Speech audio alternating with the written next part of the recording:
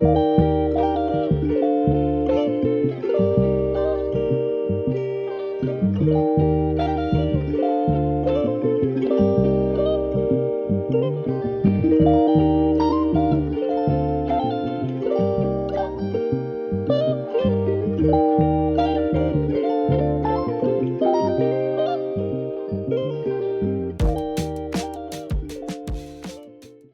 Friends, welcome back to my YouTube channel. Present Pune సిటీని explore చేస్తున్నా.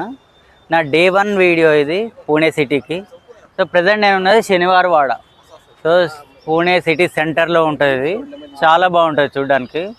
So Bajirao Mastani story తెలుసు కదా, అది ఇక్కడే తీశారు. సో ఇట్లాంటివి ఇంకా చాలా ఉన్నాయి. ఈ వీడియోని ఎక్కడ స్కిప్ చేయకుండా లాస్ట్ వరకు చూడండి. మనం హైదరాబాద్ నుంచి పూణే వెళ్ళాలంటే ఇక్కడ ఇచ్చిన ఈ 3 ట్రైన్స్లో ఏదైనా బెస్ట్ చాయిస్.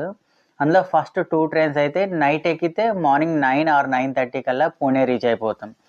పూణే రీచ్ అయిన తర్వాత హోటల్ చెక్ఇన్ చేసేసి మేము ఫస్ట్ శ్రీ దగ్దుషేట్ హవాయి గణపతి టెంపుల్కి వెళ్ళాము.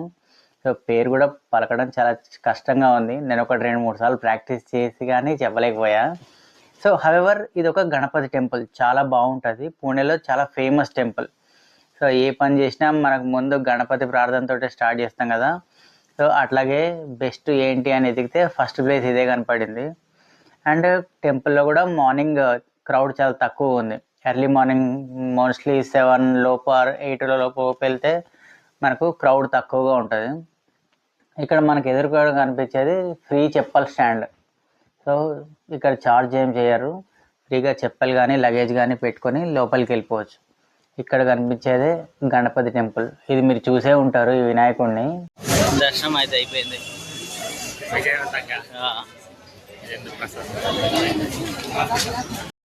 ఇది మోదక్ ప్రసాద్, గణపతి టెంపుల్లో ప్రసాదం ఇది. ఈ పెద్ద ప్యాకెట్ అయితే 170 రూపీస్ ఉంటుంది, అట్లాగే చిన్నది అయితే 80 రూపీస్ ఉంటుంది.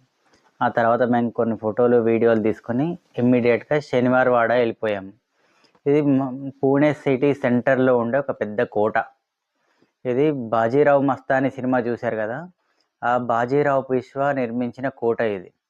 యాక్చువల్గా ఛత్రపతి శివాజీ మహారాజ్ తర్వాత పరిపాలన అంతా పీష్వాల చేతుల్లోకి వెళ్ళింది. సో అందులో మొదటి వాళ్ళు బాజీరావ్ పీష్వా. ఆయన భార్య మస్తానీ కోసం ఈ కోటను నిర్మించారు. సో బాజీరావ్ మస్తానీ సినిమాలో ఈ కోటను చూపించారు. సో ఇక్కడ కనిపిస్తుంది కదా, ఇదే బాజీరావ్ విగ్రహం. సో బ్యాక్ సైడ్ నుంచి తీశాను. ఫ్రంట్ నుంచి తీయాలంటే ఆ రోడ్ క్రాస్ చేసి చాలా చివరికి వెళ్తే కానీ ఆ ఫ్రంట్ వీడియో అనేది మనకు కనిపించదు. సో ఇది వాడ లోపల ఇదంతా షూటింగ్ చూడండి. ఈ కోట లోపల అయితే చాలా సఫిషియెంట్ ప్లేస్ ఉంది. నైట్ ఇక్కడంతా లేజర్ షో జరిగేటట్టుంది. వాటర్ ఫౌంటైన్స్ ఏర్పాట్లు ఉన్నాయి. అండ్ దీనికి ఆపోజిట్గా ఇక్కడ ఒక గ్యాలరీ కూడా ఉంది. సో నైట్ వస్తే మేబీ ఇక్కడ ఈ కోటకు సంబంధించిన స్టోరీ అంతా రివీల్ చేసే ఛాన్స్ ఉంది. వీలైతే నైట్ రావడానికి ట్రై చేస్తా. The gate was called Narayan Darwaza. It is historical witness of Narayan Rao Peshwa.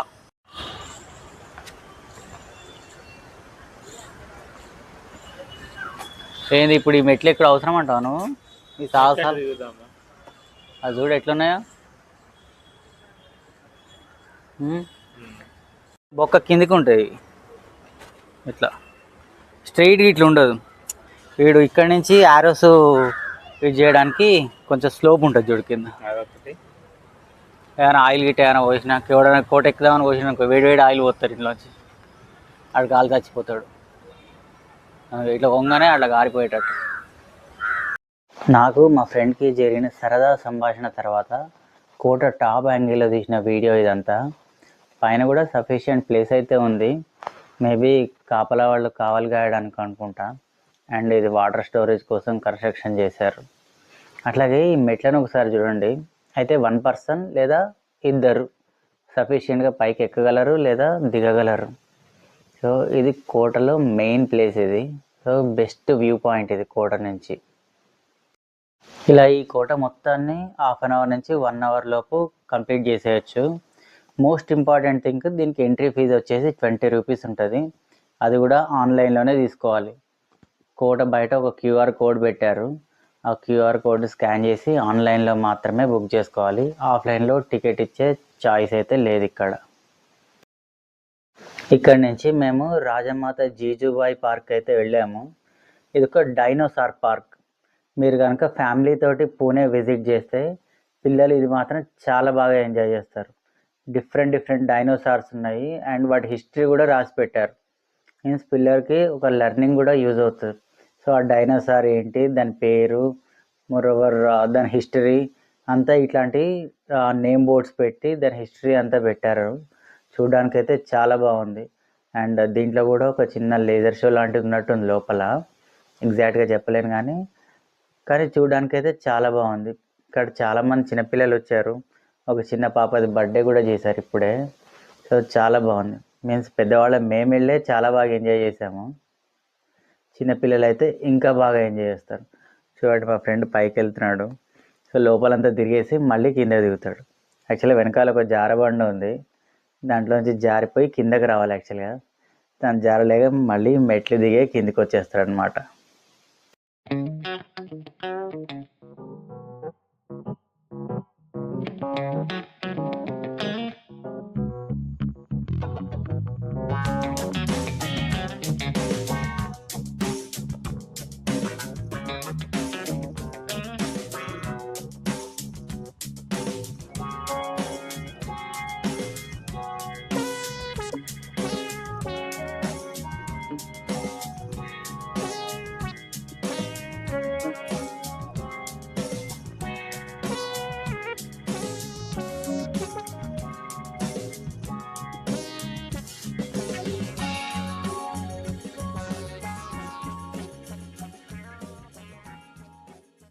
ఇంకా జీజుబాయి పార్క్ నుంచి మేము స్టాచ్యూ ఆఫ్ హిందూ భూషణ్ ఛత్రపతి సంభాజీ మహారాజ్ విగ్రహం చూడడానికి అయితే వెళ్ళాము. ఆ పార్క్ నుంచి ఇది ఒక 4 to 5 kilometers దూరం ఉంటుంది. సో చాలా బాగా నిలబెట్టారు విగ్రహాన్ని అయితే. సో రీసెంట్గా చావా మూవీ వచ్చింది కదా ఒక 1 year బ్యాక్. ఆ మూవీ వచ్చిన తర్వాత ఆ స్టోరీని ఇన్స్పైర్గా తీసుకొని ఈ విగ్రహం అయితే కన్స్ట్రక్షన్ స్టార్ట్ చేశారు. ఇంకా విగ్రహం అండర్ కన్స్ట్రక్షన్లోనే ఉంది, పూర్తిగా కన్స్ట్రక్షన్ అయితే అవ్వలేదు. ప్రెజెంట్ అయితే ఎటువంటి ఎంట్రీ ఫీ అయితే లేదు, ఓపెన్గానే ఉంది. కాకపోతే మేము ఆఫ్టర్నూన్ మీన్స్ 3 o'clock తర్వాత వెళ్ళేసరికి కొంచెం విగ్రహం అయితే షాడో లాగా కనిపిస్తుంది. మార్నింగ్ అయితే సన్లైట్లో చాలా బాగా కనిపిస్తుంది. ఇది పూణే సిటీ నుంచి 17 kilometers దూరంలో ఉంటుంది. మోషి అనే ఏరియాలో ఉంటుంది. సో మీకు ఎవరైనా ఆటో కానీ ర్యాపిడో కానీ ఉబెర్ కానీ ఏది తీసుకున్నా మోషిలో డ్రాప్ చేసేస్తారు. మేమైతే బైక్ తీసుకొని ఇదంతా ఎక్స్ప్లోర్ చేసాము. ఆ బైక్ రెంటల్ డీటెయిల్స్ కూడా కింద డిస్క్రిప్షన్లో ఇస్తాను, చూసేసేయండి. కాకపోతే బైక్ తీసుకునేటప్పుడు మాత్రం చాలా కేర్ఫుల్గా ఉండండి. మేము చిన్న ఇబ్బందులు పడ్డాం తీసుకున్నప్పుడు మాత్రం చాలా కేర్ఫుల్గా అబ్జర్వ్ చేసి ఆ బైక్ని రెంట్కి తీసుకోండి. ఆ తర్వాత మేము ఆగాఖాన్ ప్యాలెస్కి వెళ్ళాం. మోషి నుంచి ఆగాఖాన్ ప్యాలెస్ మళ్ళీ 12 kilometers దూరంలో ఉంటుంది. మీన్స్ మనం రిటర్న్ పూణే సిటీలోకి ఎంటర్ అవుతున్నాం. సో పూణే సిటీలోకి ఎంటర్ అయ్యేటప్పుడు వచ్చే first place Aga Khan palace. So Aga Khan palace అంటే నేను కూడా ఫస్ట్ ఏదో సమ్ ముస్లిం రాజు ఎవరిదో ఒక ప్యాలెస్ అనుకున్నా. కాకపోతే ఫ్రీడమ్ ఫైటర్స్కి సంబంధించిన ఇన్ఫర్మేషన్ అంతా ఉంది ఇక్కడ. స్పెషల్లీ గాంధీజీ సంబంధించిన స్టోరీ అంతా, ఆయన సత్యాగ్రహ ఎట్లా చేశారు. ఇక్కడ చూడండి గాంధీజీ స్టాచ్యూ ఉంది. యాజ్ ఇట్ ఈజ్ గాంధీజీ కూర్చుంటే ఎట్లా ఉందో అట్లాగే నిలబెట్టారు. సో గాంధీజీ వాడిన వస్తువులు, సో సత్యాగ్రహ, అట్లాగే ఇంకేం ఆయన ఏమేం చేశారో ఫ్రీడమ్ ఫైట్ కోసం అదంతా ఇక్కడ ఈ ఆగాఖాన్ ప్యాలెస్లో ఒక స్టోరీ పెట్టారు. సో చూడండి ఒరిజినల్గా గాంధీ ఇంకా బతికుంటే ఎలా ఉంటాడో అట్లాగే ఉంది. అయితే ఇక్కడ ఇతర ఫ్రీడమ్ ఫైటర్స్కి సంబంధించిన హిస్టరీ చాలా తక్కువగా ఉంది. జస్ట్ ఇది ఒక స్టాచ్యూ మాత్రమే ఉంది. ఎక్కువ గాంధీజీకి సంబంధించిన డేటా మాత్రమే ఉంది. అండ్ ఆయన ఫోటోలు, ఆయన విగ్రహాలు, ఆయన కూర్చుంటే ఎలా ఉంటారు, పడుకుంటే ఎలా ఉంటారు, బుక్స్ చదివేటప్పుడు ఎలా కూర్చుంటారు, అంతా గాంధీజీ చుట్టూ మాత్రమే, గాంధీజీ సెంట్రిక్గా మాత్రమే ఈ ఆగాఖాన్ ప్యాలెస్ అయితే ఉంది. ఎందుకో మరి మిగతా ఫ్రీడమ్ ఫైటర్స్ మీద ఎక్కువ ఫోకస్ చేయలేదేమో, వాళ్ళకి సంబంధించిన డేటా లేదేమో అని నాకైతే అనిపిస్తుంది. అప్పట్లో వాడిన రేడియోని కూడా ఇక్కడ ప్లే చేస్తున్నారు.